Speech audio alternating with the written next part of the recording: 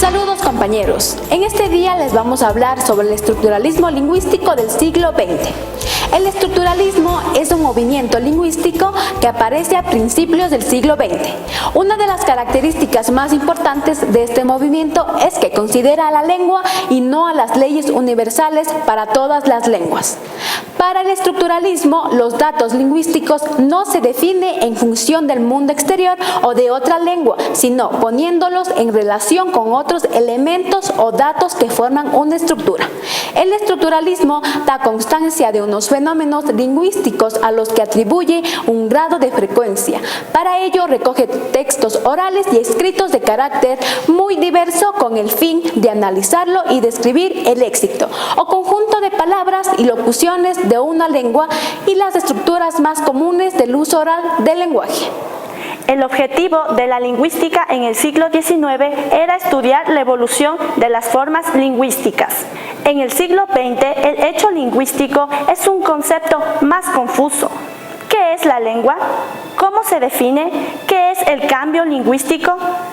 En el siglo XX, la lingüística se hace estas preguntas y se convierte en una ciencia autónoma.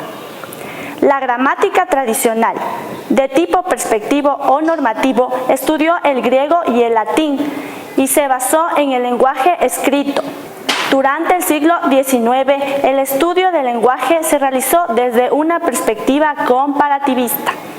En el siglo XX, con la aparición del estructuralismo, se da importancia al lenguaje oral. El principal objetivo es describir la lengua en sus diferentes niveles del estado actual, utilizando un método inductivo. La mayoría de los investigadores del siglo XX abandonan la preferencia por el estudio de la historia y de las relaciones entre las lenguas indoeuropeas, concentrándose en la descripción de las lenguas en su estado actual. La lengua literaria, que había sido el centro de estudio en la gramática tradicional, pasó a ser considerada una variedad y el lenguaje hablado, incluso de aquellas lenguas que no poseen una tradición escrita, se convirtió en el objeto de trabajo de las nuevas investigaciones. Su idea del lenguaje como institución humana que sirve de signos convencionales organizados sistemáticamente resulta claramente precursora de los criterios lingüísticos que han movido los hilos de la lingüística del siglo XX. Pero como hemos dicho, sus ideas lingüísticas son una auténtica teoría sobre la lengua como sistema que funciona y no sobre las relaciones de parentesco de las distintas lenguas. No fueron muy atendidas en aquellos tiempos. En sus tiempos, el futuro pertenecía a la dirección introducida por Fernandir Bob y su método comparado, que también era una novedad frente a los trabajos gramaticales puramente descriptivos realizados hasta el momento.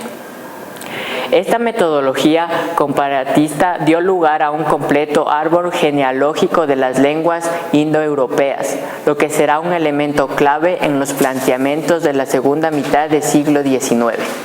Por estas fechas se opera en las ideas científicas una nueva revolución que afectará la actitud de los estudiosos. Se trata de las publicaciones de las teorías darwinianas sobre la evolución de las especies en 1899.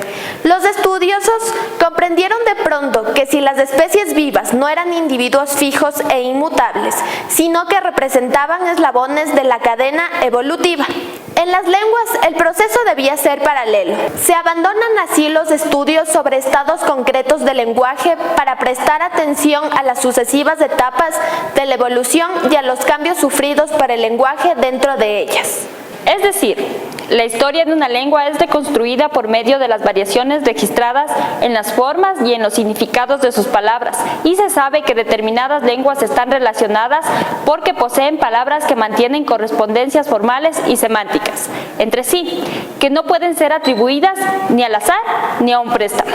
Parece indudable que la lingüística adquiere importancia en el siglo XX, gracias a la implantación de un nuevo método que partió de Saussure y que se desarrolló con rapidez como reacción contra la concepción dominante en el momento. El estructuralismo responde a un modo generalizado de ver la lengua como una estructura autónoma. Será estructural todo estudio que pretenda analizar los rasgos de la lengua en sí y por sí mismos, sin necesidad de apelar a elementos externos a ella. La característica fundamental del estructuralismo será la de estudiar la lengua como un conjunto de elementos interrelacionados, a diferencia del modo de estudiar la lengua antes del siglo XX. En conclusión, los métodos anteriores se preocupaban de los elementos de una lengua, pero de manera aislada, sin buscar entre ellos algún rasgo de conexión. Ahora, en cambio, los elementos de cualquier sistema no tienen razón de ser, sino en función de los demás. De esta manera, con el término estructura se designa algo más que una simple combinación de elementos. Se designa un todo formado por elementos interrelacionados de tal modo que cada uno depende de los otros y solo puede ser lo que es por su relación con ellos.